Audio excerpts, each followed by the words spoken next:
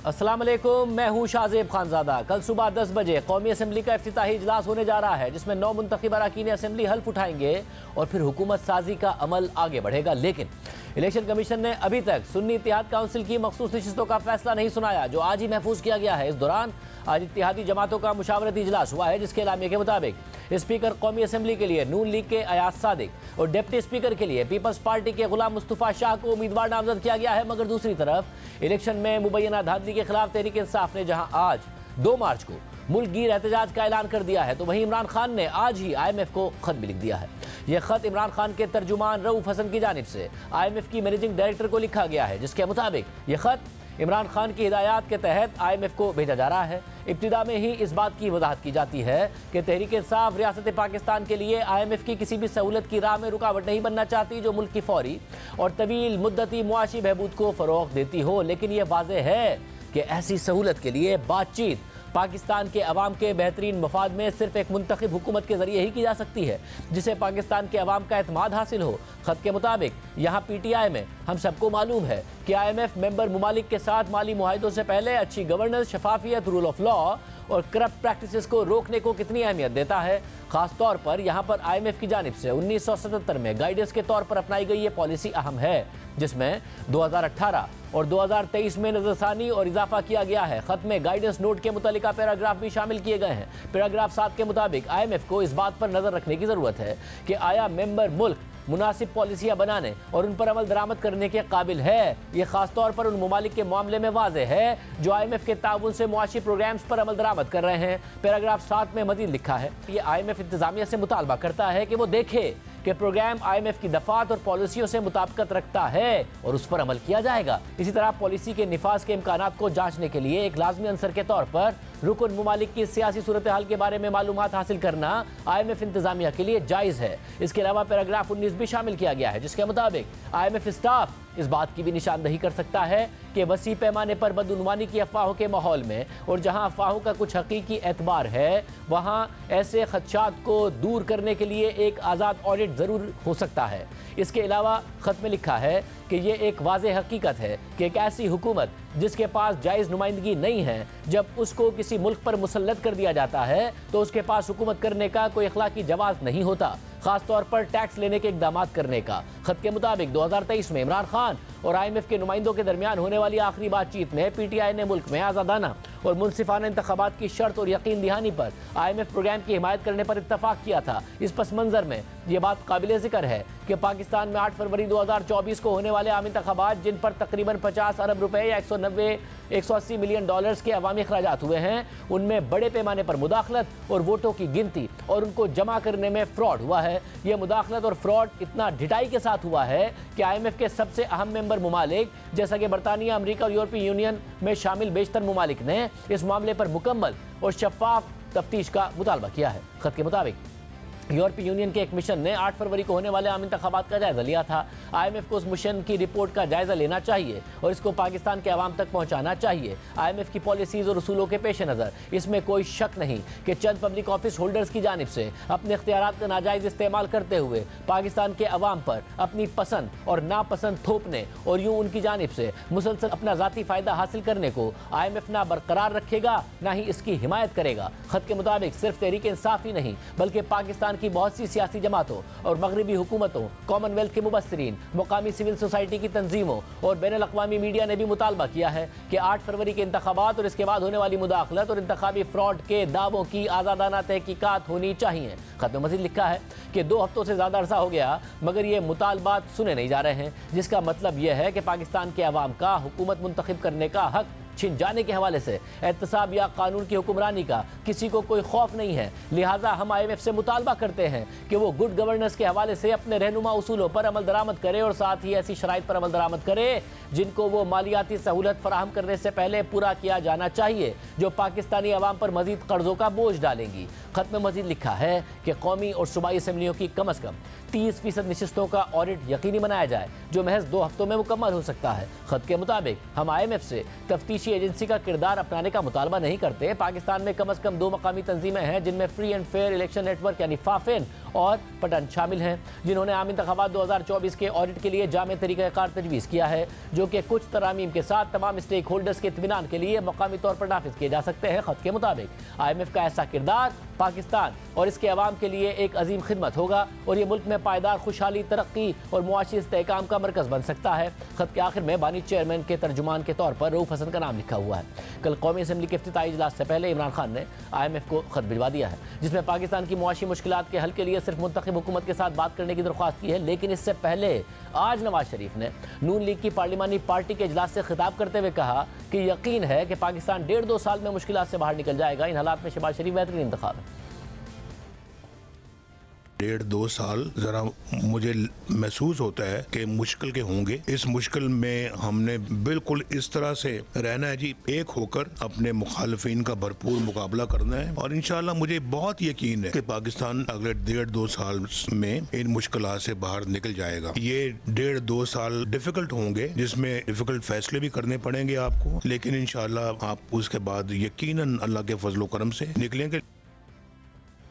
साथ ही कौमी असम्बली के पहले इजलास से जुड़ा हुआ तनाज़ा अब भी बरकरार है और सबको इलेक्शन कमीशन के आज महफूज किए गए फैसले का इंतजार है, जो अभी तक सामने नहीं आया है। और इसी वजह से कौमी असम्बली के कल के इजलास को तहरीक इंसाफ गैर आईनी करार दे रही है और सदर मुमलिकत भी इस तनाज़े में PTI के साथ खड़े हैं। इसी सूरत हाल में आज खैबर पख्तूनख्वा और बलूचिस्तान असम्बलियों के पहले इजलास भी हो गए हैं। बलूचिस्तान असम्बली का इजलास तो पुरसकून अंदाज में हुआ, लेकिन खैबर पख्तूनख्वा असम्बली में हंगामा आराई देखने में आई। इस दौरान आज इलेक्शन कमीशन में सुन्नी इत्तेहाद काउंसिल को मखसूस नशिस्तें देने या ना देने के मामले पर एक तवील समात होती रही, जिसमें पार्लियामेंट के अंदर मौजूद सियासी जमातों ने अपनी राय देते हुए सुन्नी इत्तेहाद काउंसिल को मखसूस नशिस्तें देने की मुखालफत कर दी। सियासी जमातों का यह एतराज़ है कि सुन्नी इत्तेहाद काउंसिल ने इलेक्शन ही नहीं लड़ा, इसलिए उसे मखसूस नशिस्तें नहीं दी जा सकती। इसके अलावा एक एतराज़ यह भी है कि सुन्नी इत्तेहाद काउंसिल ने मखसूस नशिस्तों के लिए तरजीही फहरिस्त मुकर्ररा वक्त पर जमा नहीं कराई, इसलिए भी उसे मखसूस नशिस्तें नहीं मिल सकती। मगर माजी में कुछ ऐसी मिसालें मौजूद हैं जिनमें इन दोनों एतराज़ात के होते हुए भी सियासी जमातों को मखसूस नशिस्तें दी गई थीं और अगर इन मिसालों को इस केस में तस्लीम किया जाता है तो सुन्नी इत्तेहाद काउंसिल को मखसूस नशिस्तें मिल सकती हैं। ये मिसालें आपके सामने रखते हैं फाटा के।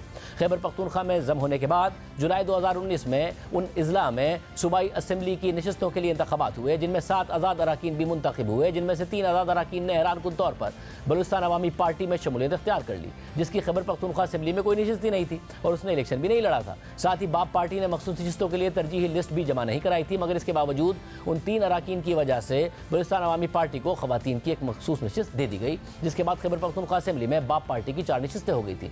इसके अलावा जहां तक मखसूस नशिस्तों के लिए तरजीही फहरिस्त मुकर्ररा वक्त के बाद जमा कराने के एतराज़ का ताल्लुक है, तो ऐसी सूरत हाल 2018 के इलेक्शन के बाद PTI के साथ पंजाब असेंबली में सामने आ चुकी है। 2018 में तहरीक इंसाफ की जानिब से मुकर्ररा वक्त पर अक़लियतों की मखसूस नशिस्तों के लिए फहरिस्त जमा नहीं कराई गई थी और रिटर्निंग अफसरान ने मखसूस नशिस्तों की तरजीही फहरिस्त को मुकर्ररा वक्त के 1 दिन के बाद कबूल करने से इनकार कर दिया था और फिर ट्रिब्यूनल ने भी ये फैसले बरकरार रखे थे, जिसके बाद PTI से ताल्लुक रखने वाले दरख्वास्त गुजारों ने लाहौर हाई कोर्ट में रिटर्निंग अफसरान के फैसलों को चैलेंज किया और फिर अदालत ने दरख्वास्त गुजारों के हक में फैसला देते हुए करार दिया कि दरख्वास्त गुजारों को इस हक से महरूम करने के लिए महज 1 दिन की ताखीर को काफ़ी बुनियाद करार नहीं दिया जा सकता। अदालत ने मजीद लिखा कि इलेक्शन एक्ट की शिकों से यह बात जाहिर होती है कि आम इंतखाबात में सियासी जमातों ने जितनी सीटें हासिल की हैं उस तनासुब से मखसूस नशिस्तें अलॉट की गई हैं और जो नशिस्तें एक जमात के पास आ जाती हैं वो किसी और को मुंतकिल नहीं की जा सकती। इसलिए 1 दिन की ताखीर को नजरअंदाज करते हुए हम इन पटिशंस को मंजूर करने और साथ ही रिटर्निंग अफसरान और ट्रिब्यूनल के फैसलों को कलअदम करार देने के लिए कायल हुए हैं। मज़कूरा नज़ीरें वाज़े कर रही हैं कि सुन्नी इत्तेहाद काउंसिल को मखसूस नशिस्तें मिल सकती हैं, लेकिन फैसला इलेक्शन कमीशन के हाथ में है, जिसने आज तवील समात के बाद फैसला महफूज कर लिया है। बहरहाल आज तहरीक इंसाफ के सीनियर रहनुमा और इस केस में सुन्नी इत्तेहाद काउंसिल के वकील बैरिस्टर अली जफर ने ऐलान किया है कि अगर हमारी मखसूस नशिस्तें छीनकर नून लीग और पीपल्स पार्टी में बांट दी गई तो सुप्रीम कोर्ट जाएंगे। अगर ये आइन शिकनी हुई तो सदर स्पीकर और डिप्टी स्पीकर का इलेक्शन भी मुतनाज़ हो जाएगा। इससे पहले इलेक्शन कमीशन में समात के दौरान चीफ इलेक्शन कमिश्नर ने सुन्नी इत्तेहाद काउंसिल का एक खत बैरिस्टर अली जफर को दिया और कहा कि सरबराह सुन्नी इत्तेहाद काउंसिल ने 26 फरवरी को इलेक्शन कमीशन को खत लिखा, जिसमें कहा गया कि हमने ना जनरल इलेक्शन लड़ा और ना हमें मखसूस नशिस्तों पर फहरिस्त देने की ज़रूरत है। सुन्नी इत्तेहाद काउंसिल को मखसूस नशिस्तें नहीं चाहिए तो आप क्यों उन्हें मजबूर कर रहे हैं? तो बैरिस्टर अली ज़फ़र ने सुन्नी इत्तेहाद काउंसिल के खत से लाइलमी का इज़हार कर दिया और कहा कि PTI को सुन्नी इत्तेहाद काउंसिल ने ऐसे किसी खत का नहीं बताया। मगर समाअत के बाद इलेक्शन कमीशन के बाहर मीडिया से बात करते हुए अली ज़फ़र का कहना था कि इस खत का मौजूदा केस से कोई ताल्लुक ही नहीं बनता, क्योंकि यह मखसूस नशिस्तों से मुताल्लिक था ही नहीं, बल्कि इलेक्शन एक्ट की शिक 206 के तहत इलेक्शन कमीशन के खत का जवाब दिया गया था, जिसमें आम इंतखाबात के उम्मीदवारों से मुताल्लिक पूछा गया था। जबकि खुद सरबराह सुन्नी इत्तेहाद काउंसिल हामिद रजा ने भी इस खत की वजाहत कर दी। वो ख़त असल में 206 सेक्शन के तहत था। वो ख़त में कहीं ये नहीं लिखा कि हमने लिस्ट नहीं देनी या हम रिज़र्व सीट्स नहीं चाहते। जहाँ एक रूटीन का लेटर लिखा था इलेक्शन कमीशन ने, जनाब आप अपनी बताइए कि कौन कौन कैंडिडेट हैं आपके, तो उस पर उन्होंने कहा कि हम कंटेस्ट नहीं किया इलेक्शन, तो हमें ये ज़रूरत नहीं है बताने की। लेटर का कोई रेलिवेंसी नहीं है इस केस से। जनरल इलेक्शंस कंडक्ट करवाए जाते हैं तो इलेक्शन कमीशन ऑफ पाकिस्तान एक लेटर लिखता है to all the political parties के जनरल सीटों के ऊपर आप 5% कोटा अपनी खवातीन को देंगे। 23 तारीख को इलेक्शन कमीशन ऑफ पाकिस्तान की तरफ से हमसे ये पूछा गया कि जनरल इलेक्शंस के ऊपर जो 5% कोटा था, अगर आपने इलेक्शन कंटेस्ट किया है तो उसकी डिटेल्स प्रोवाइड कर दें और इसकी कंप्लायंस करें 26 तारीख तक। 26 तारीख को उन्हें लिखा कि चूंकि हमारा अलायंस है विद पाकिस्तान तहरीक इंसाफ, सुन्नी इत्तेहाद काउंसिल ने जनरल सीटों के ऊपर इलेक्शन कंटेस्ट नहीं किया और मैं बासियत चेयरमैन भी नहीं कर सका, इस वजह से हम उस कैटेगरी में फॉल नहीं करते कि हमने 5% का वो कोटा आपको इंटीमेट करना है या आपको प्रोवाइड करना है। बहरहाल मखसूस नशिस्तों के मामले पर इलेक्शन कमीशन ने फैसला महफूज किया हुआ है। इमरान खान ने IMF को खत लिख दिया है। तहरीक इंसाफ ने हफ्ते के दिन सड़कों पर आकर एहतजाज का भी पूरे मुल्क में ऐलान किया हुआ है। नून लीग के रहनुमा तारड़ और तहरीक इंसाफ के रहनुमा शुएब शाहीन साहब हमारे साथ मौजूद हैं। आप दोनों का बहुत शुक्रिया।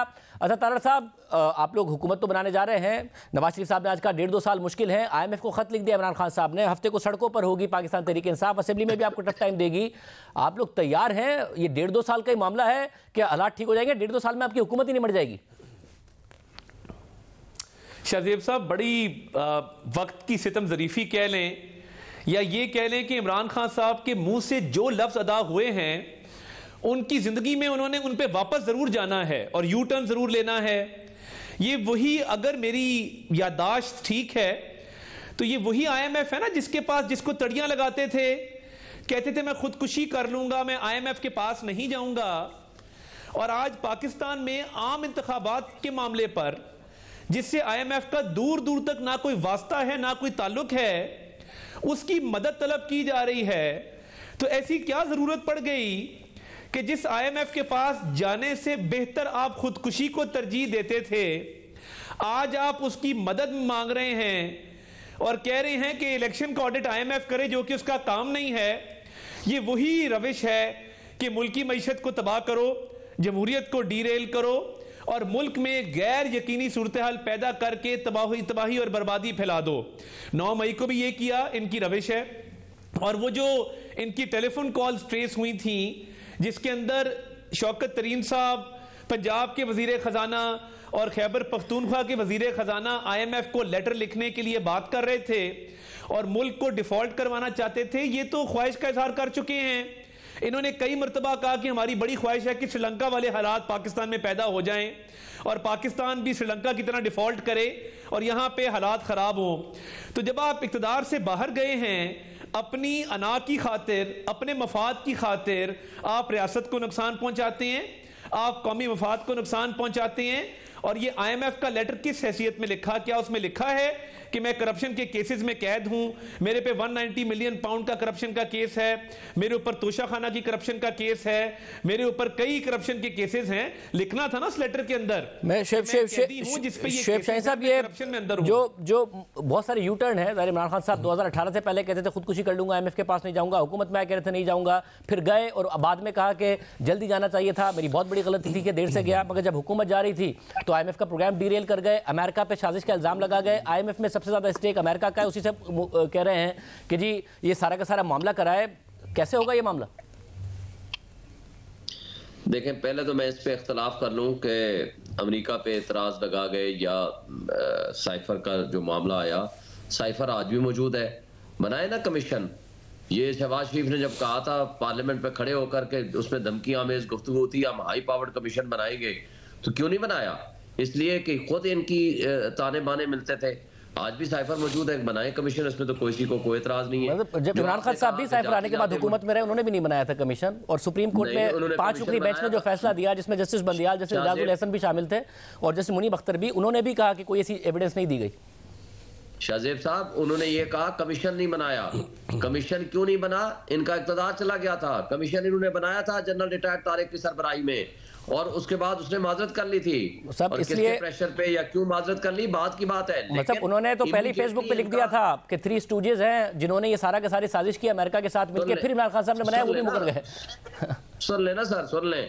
आप ये कहना कि कमीशन नहीं बनाया, कमीशन का पहले दिन से हम मुतालबा करते आए हैं, लेकिन हमने बनाया, हमारा इक़्तिदार खत्म हो गया। लेकिन ये कहना कि साइफर पे ऊपर आज भी कमीशन, जब शहबाज शरीफ ने कहा हम बनाएंगे तो क्यों नहीं बनाया आपने 2 साल? हम आगे आते हैं जो डिरेल की बात आपने की, मुझे बताएं कि क्या डिरेल किया? इनके अपने बकौल ये महंगाई मुकाओ मार्च लेकर आए थे। इनका 1 रुपया जब पेट्रोल का रेट बढ़ता था ना, तो इनके दिल को कुछ होता था, और इन्होंने जहां तक महंगाई पहुंचाई वो आपको पता है। और उस पे शौकत ने ये खुद कहा था कि हमारे पास ये फंड्स मौजूद थे जिसमें 10 रुपए पेट्रोल का रेट कम किया था।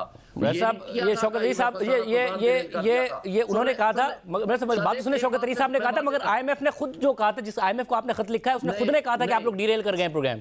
उसने खुद ने बाद में बताया था कि आप लोग जो सब्सिडी देंगे वो डीरेल कर गए थे, जिस आईएमएफ को आपने खत लिखा है, उन्होंने कहा था। सुन ले, मिफ्ता इस्माइल 3 महीने के अंदर अंदर ये प्रोग्राम ले आए थे। अगर वो डिलेल हो चुका था तो मिफ्ता इस्माइल को ना मिलता। ये जो 9 महीने डिले किया वो अफलातून लेकर आए थे वहां लंदन से। मगर शुएब शाही साहब अब तो बता दें, अब कैसे शुएब शाही साहब अब कैसे कर देगा आईएमएफ? आप जो उनसे मुतालबा कर रहे हैं, इजिप्ट में प्रोग्राम दिया, वहां पर आपने देखा कि वहां पर तो डिक्टेटरशिप है, बांग्लादेश में अपोजिशन जेल में है, इलेक्शन पर उन तमाम ममालिक ने तकरीबन एतराज़ात किए जिनका आज इमरान खान साहब ने खत में जिक्र किया, मगर आईएमएफ का प्रोग्राम है। तो आईएमएफ कैसे कर देगा ये काम, सिवाय इसके कि आपको बैड पब्लिसिटी मिलेगी, और क्या हो जाएगा? मसला क्या है? मसला ये है कि मुझे बताएं, ये कह रहे हैं कि इलेक्शन का ऑडिट कराओ। हमने कब कहा ये करें, ऑडिट करें? हमने जो कहा है वो सेल्फ एक्सप्लेनेटरी है। वो लेटर आपने पूरी तफसील बयान कर दी है। मुझे ये बताएं कि किस कैपेसिटी में फिर इमरान खान के साथ मुज़ाकरात किए थे आईएमएफ की टीम ने? इसलिए कि जो चीजें तय हुई थी कि free, fair and transparent elections, क्योंकि जो पब्लिक सपोर्ट से गवर्नमेंट आएगी वो रिफॉर्म्स करेगी। $18 बिलियन मराहत जो मुफ्त दे रही हैं उनको कट लगाएगी। ये अतार साहब, ये जो मुश्किल फैसले कर रहे हैं, इसमें खत में भी लिखा हुआ है। अब तार साहब जी तार साहब इस्तेकाम के साथ नहीं आएगी। तार साहब इस्तेकाम तब आएगा कि जब पब्लिक सपोर्ट की फ्री, फेयर, ट्रांसपेरेंट इलेक्शन। तार साहब इस्तेकाम पर तो सवाल रहेगा, और जो बात इमरान खान साहब आईएमएफ से कह रहे हैं कि फाफिन के जरिए करा लें, फाफिन ने खुद ने भी एक बड़ा तफसीली बताया है कि किस तरीके से पाकिस्तान में इलेक्शन का ऑडिट हो सकता है, इंडिपेंडेंट ऑडिट कर सकते हैं, ताकि आपकी हुकूमत को क्रेडिबिलिटी मिले इंटरनेशनल इंस्टीट्यूशन से डील करने के लिए, डोमेस्टिकली मुश्किल फैसले करने के लिए। आपको इस ऑडिट पर एतराज है क्या? नहीं, देखिए बात बड़ी सिंपल है।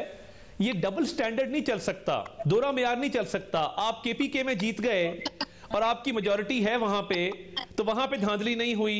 हम पंजाब में जीत गए तो वहां पे धांधली हो गई। देखिए ये कोई असूल नहीं है ना। या तो आप कहें कि जी across the board election rigged था, मगर ये मीठा मीठा हप हप, कड़वा कड़वा थू थू, और ये जो कन्वीनियंस की पॉलिटिक्स है कि जहां आपको कन्वीनियंट लगता है वहां पे आप कह देते हैं कि धांधली हुई है, और जहां आपको कन्वीनियंट नहीं है वहां आप कहते हैं धांधली नहीं हुई। तो मगर साहब फॉर्म 47 पर अगर फैसला हुआ तो कल को हो सकता है आप दूसरे एंड पर खड़े हो। फॉर्म 45 का वो कह रहे हैं ना, शुएब शाहीन साहब तो खुद उन रहनुमाओं में जो कह रहे हैं कि जी हमारे पास मौजूद है, तो फॉर्म 45 का ऑडिट हो, ये ज्यादा बेहतर है ना। फॉर्म 47 पे फैसला होने लगे, कल को इलेक्शन पे माने हो जाएंगे। नहीं, मैं ये समझता हूं इस मुल्क ने आगे चलना है। इनकी विम्स एंड फैंसीज के ऊपर, इनकी ख्वाहिशात के ऊपर पहले ये मुल्क का बहुत नुकसान कर चुके हैं। एन से इमरान और एन से उस्मान बुज़दार जैसे खेल खेल के ये रियासत को बचाने का वक्त है, ये मईशत की बहाली का वक्त है। जो इन्होंने 2013 के अंदर 35 पंचर का इल्जाम लगाया, कौम का वक्त जाया किया, कौम का पैसा जाया किया, निकला कुछ भी नहीं। 2018 में जो इलेक्शन हुए ये खुद रिगिंग की पैदावार है। जो आरटीएस बैठा, बदतरीन रिगिंग हुई थी।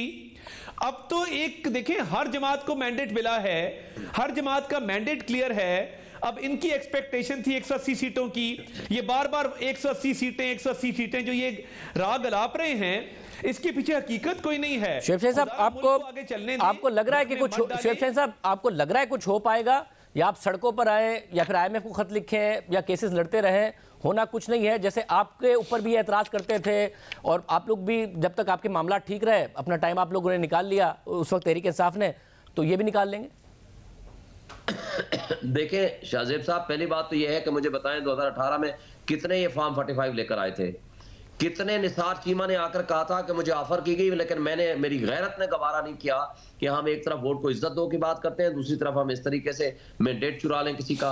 हाफिज नईम ने क्या कहा, मुस्तफा कमाल ने कल ऑडियो अपनी जो एक्सेप्ट की है उसकी आपके सामने ही है, जो कहता है मुझे कहा गया, इनके अपने बंदों ने कहा कि मेरा 100% मैंडेट गलत है, जाली है, और इनका 50 से 60% जाली है। और अख्तर मेंगल ने क्या कहा, अब रेसानी लश्करी ने क्या कहा, अचकजाई ने क्या कहा, मौलाना फजल रहमान ने क्या कहा। बात ये नहीं है कि इस तरह 2018 में हुआ होगा, मैं ये नहीं कहता, मगर जो आज हुआ है, मैं आपके सामने बैठा हूं, मेरे पास 387 पोलिंग स्टेशन के फॉर्म 45 है, मैं 1,05,000 वोट लेके बैठा हूं, और मेरा मद्दे मुकाबिल 50,000 वोट लेके असेंबली में बैठा हुआ है।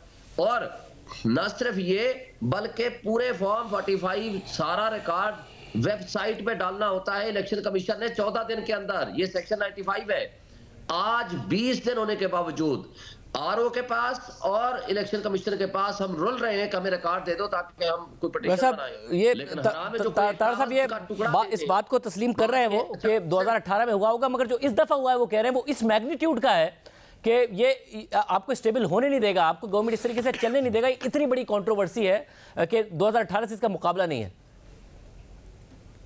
शाहजेब साहब मुझे बता दीजिए, किसी ट्राइब्यूनल के सामने या इलेक्शन के सामने इनका कोई एक कैंडिडेट अपने हलके के तमाम फॉर्म 45 लेके आया हो हर पोलिंग स्टेशन के, और उसने कहा ये हैं 337 ये हैं 337 फॉर्म 45 ड्यूली। मेरी बात सुन लेना, मैं आपकी बारी में नहीं बोला, मत करे, आप अपनी बारी पे बात कर लीजिएगा ना, तहम्मुल रखें, आप हारे हैं, मुझे आपके जज्बात का अंदाजा है। साहब आपने पूछा तो उन्होंने बता दिया, बात कर दीजिएगा, शिकस्त को तस्लीम करना आसान नहीं होता, मुझे बात करने देना, शुएब साहब बात करने दीजिए, मुझे दीजिए ना, मैं मुकम्मल बात कर लीजिएगा, चोरी करके डाकाजनी करके नहीं आए देना, सबर कर, मेरे पास मौजूद है, मेरे तमाम जी तार साहब आप कंप्लीट कीजिए, मुझे ब्रेक पे जाना है। अभी 1 मिनट में पीडीएफ फॉर्म में भेज देता हूं। मैं शाहजेब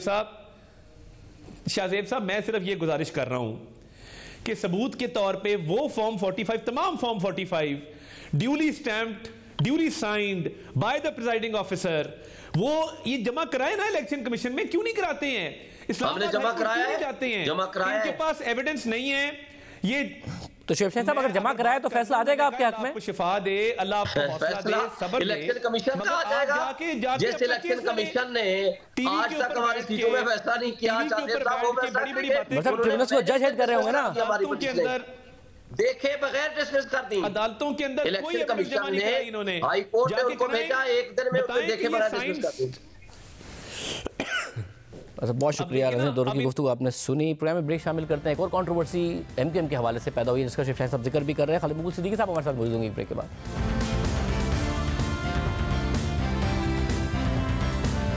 मुल्क में आम इंतखाबात के बाद हुकूमतों की तश्कील का अमल जारी है। पंजाब और सिंध में वज़राए आला हल्फ उठा चुके हैं। खैबर पख्तूनख्वा और बलूचिस्तान असेंबलियों के इजलास हो चुके हैं, जबकि वफाक में नून लीग और पीपल्स पार्टी मिलकर हुकूमत बनाने का ऐलान कर चुकी है। ताहम MQM वफाक की हुकूमत का हिस्सा होगी या नहीं होगी, इस हवाले से अभी भी इबहाम बरकरार है। MQM की नून लीग से इस बारे में कई मुलाकातें हो चुकी हैं, लेकिन अब तक कोई वाज़ेह ऐलान सामने नहीं आ सका है। और इसी माहौल में MQM से मुतालिक 2 ऑडियो लीक्स भी सामने आ गई हैं। पहली ऑडियो लीक MQM के सीनियर डिप्टी कन्वीनर मुस्तफ़ा कमाल की है, जो कल सामने आई थी, और फिर आज MQM से ताल्लुक़ रखने वाले गवर्नर सिंध कामरान टिसोरी की भी ऑडियो सामने आ गई है। पहली ऑडियो में मुस्तफ़ा कमाल MQM की राब्ता कमेटी को नून लीग से मुज़ाकरात पर ब्रीफिंग देते हुए कह रहे हैं कि नून लीग ने पीपल्स पार्टी से मुज़ाकरात पर एतमाद में नहीं लिया। उल्टा कहा कि पीपल्स पार्टी कहती है कि MQM का मैंडेट 100% जाली है, इसलिए MQM से बात करने की जरूरत नहीं है। तो हम मीटिंग कर रहे हैं, जब वहाँ पे गए तो ऐसा लगता है कि जब हम जो है कमरा खोलकर घुस गए बस कमरे में, जब आप नजर आ जाते हैं कमरे में तो बोला भाई जो बैठ भी जाओ, तो कोई मूड नहीं था हमसे मीटिंग करने का। वहाँ में हमने इंगेज कर लिया है, इस हवाले से मीटिंग हुई। कह रही है कि पीपल्स पार्टी कह रही है कि हमारा 100% मैंडेट जाए। पीपल्स पार्टी वाले कह रहे हैं कि पीएमएलएन और पीपल्स पार्टी मिलाकर नंबर पूरे, तो एमक्यूएम को बाहर निकालने की जरूरत नहीं है। इसके बाद आज गवर्नर सिंह कामरान टिसोरी की ऑडियो भी लीक हो गई है, जिसमें कामरान टिसोरी कह रहे हैं कि हुकूमत में शामिल होने के बदले एक वजारत दे रहे हैं, वो गवर्नर सिंह भी अपना ला रहे हैं, कुछ मिले भी नहीं और हुकूमत में गए तो हशर और बुरा होने वाला है। ये भी सुना दिया कि अगर हमारा 100% वाला है तो लोग ये भी कह रहे हैं कि एससीपी पार्टी मौजूद है, उन्हीं की तरफ हमारा इशारा था कि उनका 200% जारी है। दोनों पार्टियां आपस में मिली हैं, उनके नंबर पूरे हो गए। पीपल्स पार्टी उनको ये प्रेशर कर रही है कि जिस सिंध की गवर्नरशिप है वो एमक्यूएम को ना हो, और अगर वो भी तो वो नाम हो जो वो में डाल रहे हैं। और एक नाम उन्होंने खालिद भाई को दिया भी है, खालिद भाई चाहे बता दें। अगर हम साथ दें भी और वो गुनाह बेनज़र वाली बात है कि कुछ मिले भी नहीं, वजारतों में भी साइंस एंड टेक्नोलॉजी मिले, गवर्नरशिप भी वो अपनी करवा लें और हम हुकूमत का हिस्सा भी हों, वोट भी दें, तो फिर हमारा हशर और बुरा होने वाला है। मुस्तफा कमाल ने अपनी ऑडियो की तस्दीक करते हुए कहा था कि ऑडियो लीक होने से वाज़ेह हो गया कि एमक्यूएम लंदन के लोग अब भी राब्ता कमेटी में मौजूद हैं। ऑडियो लीक होने से उस शख्स का पता चल गया है जिसको तलाश कर रहे थे। बाद में गवर्नर सिंह के तर्जुमान ने भी तस्दीक की कि मीडिया में गर्दिश करने वाली ऑडियो में आवाज़ गवर्नर सिंह की है, लेकिन इस ऑडियो में कुछ चीज़ों को एडिट करके सियाक व सबाक से हटकर बयान किया गया है।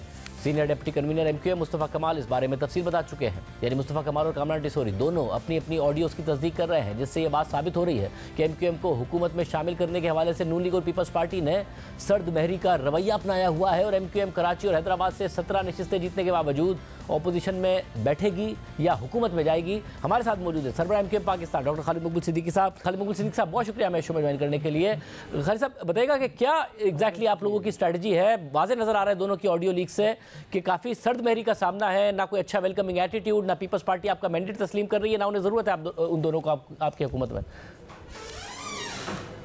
देखिए, एक पाकिस्तान पीपल्स पार्टी का अपना एक मौक़िफ़ हो सकता है सिंध में, उसको उनका और हमारा एक पूरी तारीख़ है जिसमें तलख़ियाँ भी हैं और वादे और वादों की खिलाफ वर्जी भी है, तो उसके तनाजुर में वो अपना एक मौक़िफ़ रखते हैं। वो ज़ाहिर उनको ये लगता होगा कि जब उनके और पीपल्स पार्टी और पाकिस्तान मुस्लिम लीग के नंबर्स दोनों के मिलके पूरे होते थे, एमक्यूएम की ज़रूरत नहीं है उनका था। नहीं, मुझे नहीं लगता कि पाकिस्तान मुस्लिम लीग का भी ये ख्याल है। और मीटिंग इस तरह के मज़ाकरात में मामलात ऊपर नीचे होते रहते हैं और हम में से बहुत सारे लोगों ने वहाँ पर अपने उस मज़ाकरात में अपनी फीलिंग्स का भी इजहार किया ना कि उनको लगता है कि ये सूरत हाल है। तो उसके बाद अब मामला इस तरह भी नहीं है कि पाकिस्तान मुस्लिम लीग ने तो जब हम इब्तदाई तौर पर भी बात करने गए थे तो ख़ुद उनकी जो आला क़यादत थी उन्होंने कहा था आप एक स्ट्रेटजिक पार्टनर हैं हमारे और हमारा एक तवील साथ लेके चलने का इरादा हम भी रखते हैं। और मगर मुस्तफा कमाल साहब की बातों से तो लग रहा है जैसे कोई बहुत, जब आप लोग चले गए तो बहुत कोई वेलकमिंग एटीट्यूड नहीं था, जैसे बस आ गए हो तो बैठ जाओ वाला एटीट्यूड था नून लीग का भी जब आप लोग गए। हाँ, लेकिन वो अच्छा सारी चीज़ें तो नहीं आई ना। बाद में एक अच्छी मीटिंग भी नहीं लोगों की हुई है लाहौर के अंदर, और जिसमें मुस्लिम लीग वाले भी मुतमईन थे और एमक्यूएम की टीम भी मुतमईन थी, लेकिन इब्तदाई तौर पर ये फीलिंग डेवलप हो सकती है। अच्छा, जहाँ तक शाज़िब बात ये है कि हमने बहुत शुरू में कहा था ना कि हमारे नंबर्स अगर ज़रूरी हुए तो हम जमहूरियत को बचाने के लिए बग़ैर मशरूत तौर पर पाकिस्तान की जमहूरियत को बचाने के लिए अपना रोल अदा करेंगे। अब ये अभी तो ये फ़ैसला हमें भी करना है, मुस्लिम लीग ने भी करना है, उनको हमारी ज़रूरत है या नहीं है, हमें उनकी ज़रूरत है या नहीं है, और ये अभी आने वाले चंद दिनों में ये वजाहत के साथ हम बता पाएंगे। वैसे बगैर जो कामरान टिसोरी साहब की है वो तो गुनाह बेलज़्ज़त कह रहे हैं कि एक आध वजारत मिल जाएगी, गवर्नरी भी आपसे वापस ले ली जाएगी, तो फिर गुनाह बेलज़्ज़त होगा, फ़ायदा क्या होगा? नहीं, असल बात तो ये है कि एमक्यूएम ने तो अभी तक वजारतों की कोई शर्त रखी भी नहीं थी ना कि हमें आप वजारत देंगे, कितनी देंगे।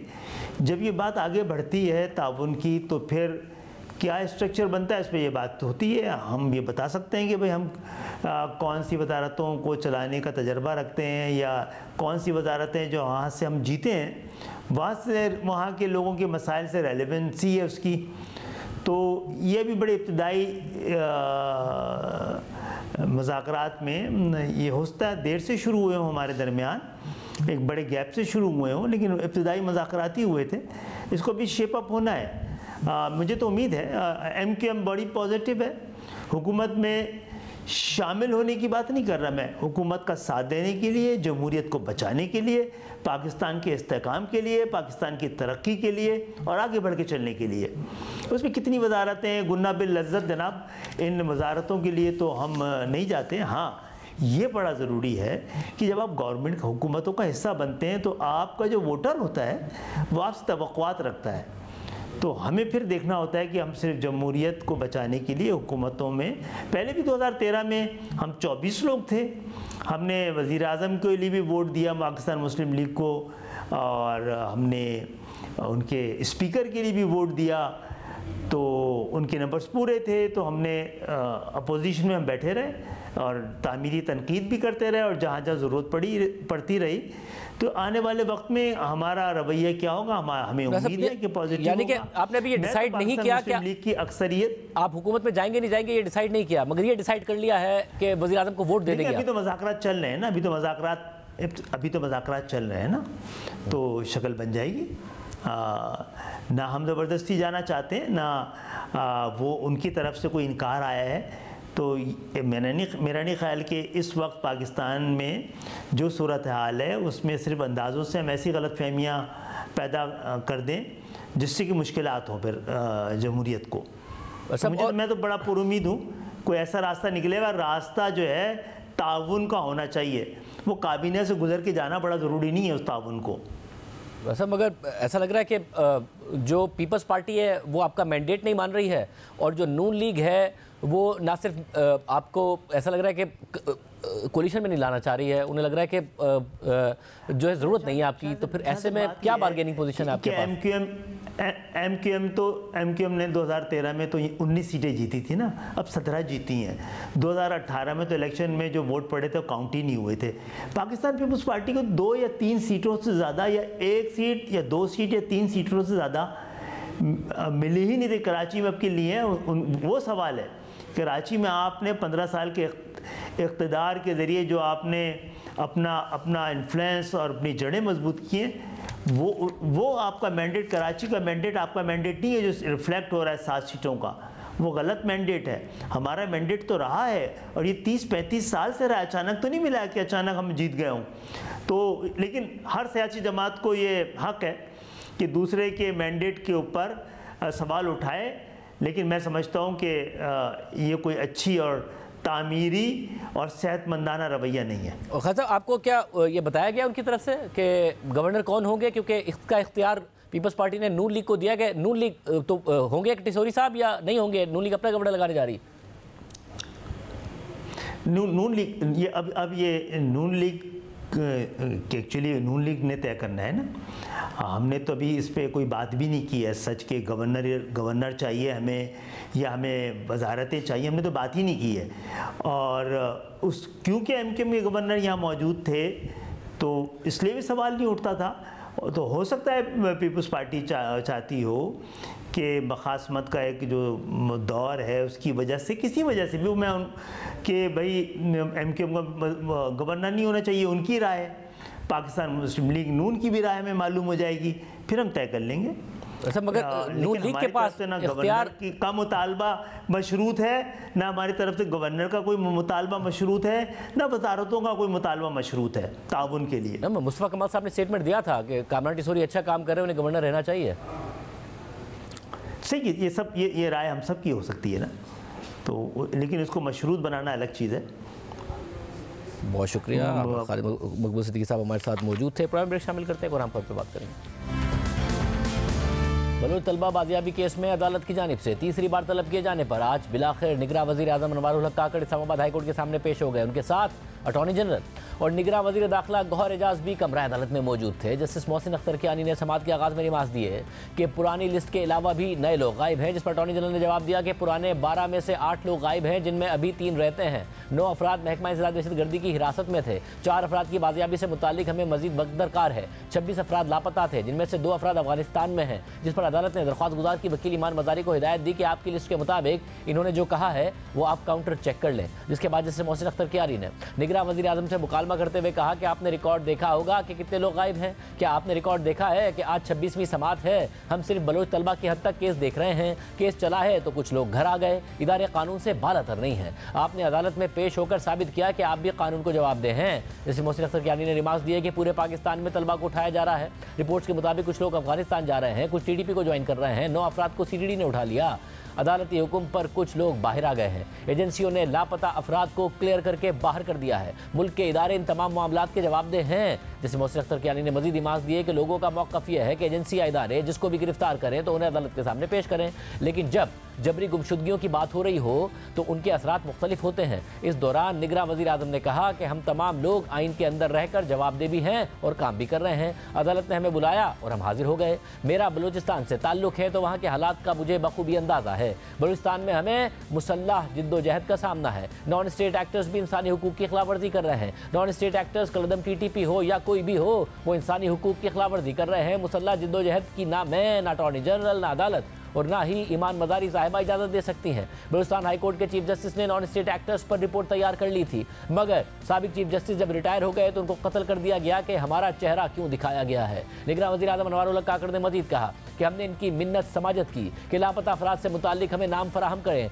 कौन अहमक और बेवकूफ़ होगा जो जबरी गुमशुदगियों की वकालत करेगा। आज से 3 महीने पहले कोस्टल हाईवे पर लोगों को जिंदा जला दिया गया। बुनियादी इंसानी हुकूक की तंजीमों से गुजारिश है कि रियासत पर भी तनकीद करें, मगर नॉन स्टेट एक्टर्स पर भी ज़रूर तनकीद करें। लिसानी और ज़बानी तफरीक पर लोगों को कत्ल करते हैं, मगर मजाल है सब खामोश हैं। जबरी गुमशुदगियों का निगरां सेटअप में बड़ा मसला था। हमने अपनी भरपूर कोशिश की, हमारे सामने शवाहिद नहीं आते तो किस चीज़ पर कंक्लूड करें। हमने 600 नॉन स्टेट एक्टर्स को कौमी धारे में शामिल किया। इस दौरान जस्टिस मोहसिन अख्तर कियानी ने रिमार्क्स दिए कि आप ही के अटॉर्नी जनरल ने खुद कहा कि 9 अफराद CDD की हिरासत से निकल आए। आज से पहले कभी ऐसा बयान सामने नहीं आया। कितने लोगों को पकड़कर उनको सजा दिलाई है। चोर, डाकू और दहशतगर्द सबके लिए कानून बराबर है। रियासत और इदारों की नाकामी है कि लोगों को अदालतों में पेश नहीं करते, जिस पर निगरां वज़ीर आज़म ने कहा कि ये बसों से उतार कर नाम पूछते हैं और चौधरी या गुज्जर को कत्ल कर देते हैं। ये कहते हैं कि तलबा की लिसानी बुनियादों पर प्रोफाइलिंग ना करें। सिस्टम में कमी और खामियां हैं। सबूत नहीं आता तो किसको कैसे सजा दें। दहशतगर्दी से 90,000 शहादतें हुई, लेकिन 90 लोगों को सजा नहीं हुई। लापता अफराद का पूछें तो ये 5,000 नाम दे देते हैं। ये खुद भी इस इशू को हल नहीं करना चाहते। इनकी वजह से पूरी रियासत को मुजरिम तस्वुर करना दुरुस्त नहीं है। अक़वाम मुत्तहिदा का भी एक तरीका है, वो पूछते हैं कि कौन लापता हुआ। अक़वाम मुत्तहिदा वाले पूछते हैं कि आप जस्टिस मोहसिन अख्तर कियानी हैं, आप लापता हो गए हैं। इस पर जस्टिस मोहसिन अख्तर कियानी ने सवाल किया कि आप मुझे बता रहे हैं कि मैंने जबरी लापता हो जाना है। जवाब में निगरां वज़ीर आज़म ने कहा कि मैं मिसाल दे रहा हूँ, मैं अनवार का नाम ले लेता हूँ। ये मामला ख़त्म होना चाहिए। आए रोज़ रियासत पर इल्ज़ामात का सिलसिला रुकना चाहिए। जस्टिस मोहसिन अख्तर कियानी ने रिमार्क्स दिए कि बात अदालत की, ईमान मजारी की और आपकी एक ही है। रियासत मुखालिफ लोगों को कोई अदालत तहफ़्फ़ुज़ नहीं दे सकती। क्या इस मामले पर आप कानून साजी कर सकते हैं? जिस पर निगरां वज़ीर आज़म ने जवाब दिया कि मैं नहीं कर सकता। नए पार्लिमान के पास इख्तियारात होंगे, वो कर सकते हैं। इस दौरान जस्टिस मोहसिन अख्तर कियानी ने रिमार्क्स दिए कि पर्चे का इख्तियार सिर्फ पुलिस के पास है, किसी और के पास नहीं। इस मुल्क में बड़े बड़े दहशतगर्दों को अदालतों से सजाएं हुई। जिन लोगों को उठाया जा रहा है उनको अदालतों में पेश करना लाजिम है। निगरां वज़ीर आज़म ने जवाब दिया कि ये मामला बड़ी सियासी जमातों को हल करना चाहिए। हमारे इदारों ने बड़ी कुर्बानियाँ दी हैं। रोज़ाना इदारों के जवान शहीद हो रहे हैं, रोज़ाना इदारों के जवानों के बच्चे यतीम हो रहे हैं, मगर हम खामोश हैं। आईन पाकिस्तान का आर्टिकल 5 मुझसे गैर मशरूत वफादारी मांगता है। जिस पर जस्टिस मोहसिन अख्तर कियानी ने रिमार्क्स दिए कि आपको बलूचिस्तान जाने की जरूरत नहीं है। हमारे सामने इस्लामाबाद में मिसालें मौजूद हैं। ये मतीउल्लाह जान आपके सामने खड़े हैं। इनको दिन दिहाड़े उठाया गया था, वीडियो मौजूद थी। बात एक ही है कि सबको कानून की पासदारी करनी चाहिए और कानून की खिलाफ वर्जी नहीं करनी चाहिए। जिस पर निगरां वज़ीर आज़म ने कहा कि मतीउल्लाह जान के साथ जो हुआ उसका भी मुकदमा होना चाहिए। तो जस्टिस मोहसिन अख्तर कियानी ने रिमार्क्स दिए कि लापता अफराद की बाजियाबी के हवाले से कामयाब इक़दाम का क्रेडिट हुकूमत को जाता है। इस बात का क्रेडिट हुकूमत को जाता है कि 59 लोगों में से सिर्फ 8 लोग रह गए हैं। इस दौरान कमरा अदालत में मौजूद ईमान मजारी ने कहा कि जब बात लापता अफराद की हो तो दहशतगर्दों की तरफ चली जाती है। लापता अफराद के अहले खाना के लिए यह बहुत तकलीफदेह बात होती है। अफसोस की बात है कि यहाँ निगरां वज़ीर आज़म जबरी गुमशुदगियों पर नहीं, इंसर्जेंसी पर बात कर रहे हैं। रियासत खुद रियासत मुखालिफ सरगर्मियों में मुलव्विस है। ह्यूमन राइट्स कमीशन और दीगर इदारों की रिपोर्ट्स मौजूद हैं कि जबरी गुमशुदगियों में पाकिस्तान का नंबर क्या है। इस दौरान अटॉर्नी जनरल ने कहा कहा कि मेरी सदा है कि वज़ीर आज़म को अदालत ने तलब कर रखा है तो वकील साहिबा उनसे बराह रास्त बात ना करें। जबकि निगरान वज़ीर आज़म ने कहा कि ईमान मज़ारी मेरी छोटी बहन है मगर उनकी रिपोर्ट से मैं मुत्तफिक नहीं हूँ। बैनुल-अक़वामी रिपोर्ट्स में पाकिस्तान से आगे और भी ममालिक हैं। मैंने रियासत की बात की है, गुमशुदा अफराद के लवाहिकीन के हवाले से बात नहीं की, जिसको देखो हमें लवाहिकीन के नाम पर लेक्चर दे रहे हैं। जिस पर जस्टिस मोहसिन अख्तर कियानी ने रिमार्क दिए कि आपकी बात अपनी जगह मगर कमीशन रिपोर्ट भी वाज़ेह है। हमने 3 रुकनी बड़ी कमेटी बनाई है, आइंदा उनसे पूछेंगे। जिस पर निगरान वज़ीर आज़म ने कहा कि मेरी दरख्वास्त है कि ये एग्जीक्यूटिव का दायरा इख्तियार है, उनको करने दें। तो अदालत ने सवाल किया फिर किसको कमेटी में शामिल करें। निगरान वज़ीर आज़म ने जवाब दिया कि ठीक है, जो भी होगा हम कानून के मुताबिक देखेंगे। इस मौके पर अदालत ने अटॉर्नी जनरल को हिदायत दी कि आपने मजीद जो भी देना है वो दस्तावेज़ात की शक्ल में दें। जो लोग बाजियाब हुए हैं उनके घर वालों की खुशी का किसी को अंदाज़ा नहीं होगा। ईमान मज़ारी से मुकालमा करते हुए अदालत ने रिमार्क दिए कि आप दरख्वास्त लाएं, अटॉर्नी जनरल और निगरान हुकूमत की काबिज से लोग वापस आए हैं। हमेशा से हमें गिला रहा कि जो लोग वापस आते हैं वो कभी अदालत नहीं आते। हमने एक कमेटी के साथ अटॉर्नी जनरल को रखा है ताकि ये खुद मामलात को देखें। जिस पर ईमान मज़ारी ने अदालत से इस्तदा की कि जिन लोगों के खिलाफ FIR दर्ज हैं उनकी तफसीलात मुहैया की जाए। तो अटॉर्नी जनरल ने कहा कि जिन जिन लोगों के खिलाफ मुकदमा दर्ज हैं वो तफसीलात दी जाएंगी। जिसके बाद अदालत ने इस्लामाबाद से लापता मोहम्मद रियाज नामी शख्स की बाजियाबी पर उनकी दरख्वास्त निपटा दी। इस दौरान निगरान वज़ीर आज़म अनवारुल हक काकड़ हाई कोर्ट से रवाना हो गए और अदालत ने जबरी गुमशुदगियों के हवाले से दीगर दरख्वास्तों पर समाअत मुलतवी कर दी, जिसकी तारीख बाद में दी जाएगी। समाअत के बाद जब निगरान वज़ीर आज़म अनवारुल हक काकड़ वापस रवाना हो रहे थे तो उनसे सहाफ़ी मतियुल्लाह जान ने सवालात भी किए और जवाबात देते हुए वज़ीर आज़म के लहजे में कभी सख्ती तो कभी नरमी आई। मैंने जबरी गुमशुदगी का दिफा बिल्कुल नहीं किया। मैंने जबरी गुमशुदगी के नाम पे जो रियासत पे इल्ज़ामात लग रहे हैं उनका दिफा किया। तो ये जो लोग बाज़ियाब हुए हैं उनसे सवाल को मैं क्यों पूछूं? आपने पूछा कि बाज़ियाब कहाँ से वो किसकी तहवील में थे? काउंटर टेररिज्म डिपार्टमेंट इतना अर्सा खामोश क्यों रहा है?